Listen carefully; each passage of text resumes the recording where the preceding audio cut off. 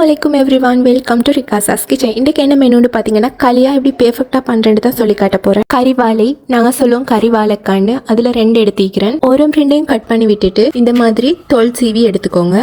நிறைய பேர் பார்த்தீங்கன்னா இந்த சீவின தோலை வீச மாட்டாங்க, அதிலே பொரியல் பண்ணுவாங்க புளி போட்டு. டேஸ்ட்டை பார்த்தீங்கன்னா சொல்லவே தேவையில்ல, ரைஸுக்கெல்லாம் சூப்பராக இருக்கும். சீவின கறிவாழை எல்லாத்தையும் இந்த மாதிரி பீசஸ் போட்டுக்கோங்க. இதை மாதிரி தாங்க ஸ்ரீலங்காவில் முஸ்லீம் கல்யாண வீட்டில எல்லாம் இப்படி தான் பண்ணுவாங்க. கட் பண்ணின பீசஸ் எல்லாம் ஒரு பவுலுக்கு மாற்றிக்கோங்க.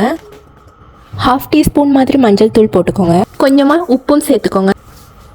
ஒரு ஸ்பூனை வச்சு மிக்ஸ் பண்ணி எடுத்துக்கோங்க. இல்லைன்னா இந்த மாதிரி நான் வீடியோவில் காட்டுற போல் மிக்ஸ் பண்ணி எடுத்துக்கோங்க. ஒரு கடாயில் ஆயில் விட்டுக்கோங்க. ஆயில் ஹீட் ஆகினதும் வாழைக்காய் பீசஸ் எல்லாத்தையும் ஆட் பண்ணுங்க. ஆட் பண்ணி கோல்டன் ப்ரௌன் கலர் வரும் வரைக்கும் ஃப்ரை பண்ணி எடுத்துக்கோங்க.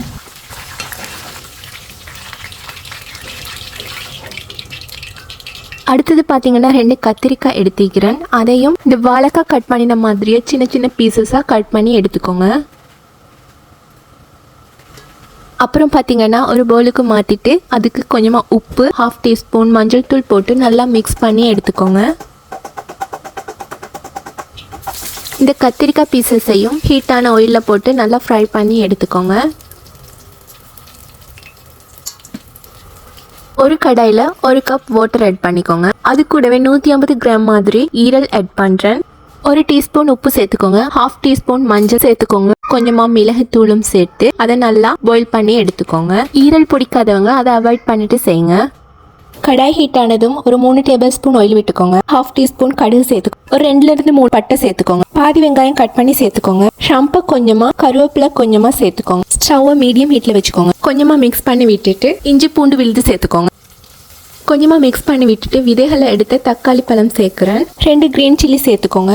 மசாலா பவுடர்ஸ் ஆட் பண்ணிக்கோங்க. 1/2 மஞ்சள் தூள், 1/2 கரம் மசாலா பவுடர், சீரகத்தூள், மிளகுத்தூள், கட்டர்தூள், உப்புத்தூள் சேர்த்து நல்லா மிக்ஸ் பண்ணி எடுத்துக்கோங்க.